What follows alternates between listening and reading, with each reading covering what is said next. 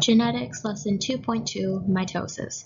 So this is just going to be a really quick and simple lesson of mitosis because a lot of the things that we learned about mitosis we learned in grade 10 science. But I'll give you a little bit more in-depth about how we look at mitosis in terms of DNA and this specific unit, genetics. So what is mitosis?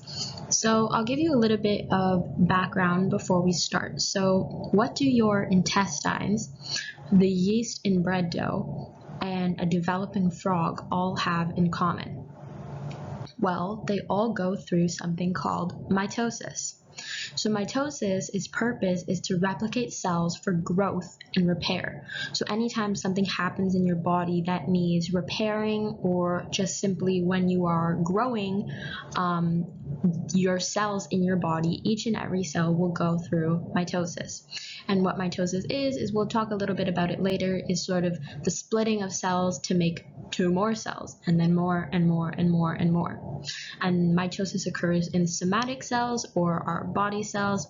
And this part is very important, that after a cycle of mitosis, it will always produce two identical daughter nuclei. So let's talk a little bit about the phases of mitosis. So the phases. So the first one is interphase, and this is the cell replicates its DNA.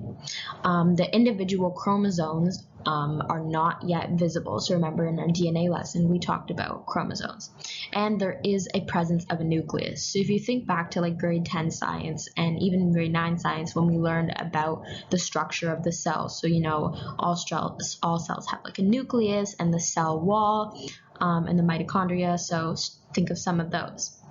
The next phase, in prophase, is where you actually start to see it starting. So the sister chromatids do become visible, and the sister chromatids attach to the long fibers at the end of the spindle. So you'll start to see that now. And then the nucleus, so we had the nucleus in interphase, and in prophase it disappears. Metaphase is when the sister chromatids are fully attached to the spindle fibers. So you'll see those spindle fibers are sort of coiled here, and then they start to branch out like this, and then the sister chromatids get attached like that. And then the spindle fibers line the chromatids across the middle. So if you sort of think of it as like stretching or sort of pulling the cell into sort of making it two instead of one. So like if you have a piece of dough in your hand and you rip apart that piece of dough, well, now you have two balls of dough. So it's sort of like that. Moving on to anaphase, so the sister chromatids are separate, they're almost fully separated. So you can see those two purple lines, they're pretty much almost all on their own. And then they start to form their own individual partners. And then once the chromosome reaches the end of the poles, it's going to be complete. Which brings us to telophase, where the chromosomes begin to uncoil.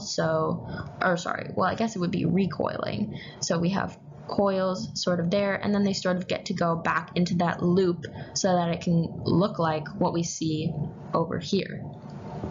And the spindle fibers disappear, and then the nuclear envelope reforms around the daughter chromosomes to give us two identical daughter nuclei and two identical cells. So that's essentially how mitosis works. Then we have cytokinesis, which is sort of considered a phase, but not really, because it's just near the very end and it's not really its own. But anyways, it completes cell division, it divides up the cytoplasm, and it usually occurs, like I said, like right at the same time as telophase. So we don't really count it, but it is a part of mitosis. And then we have our two separate cells. And it starts all over again after that. And that's it. Thank you for watching.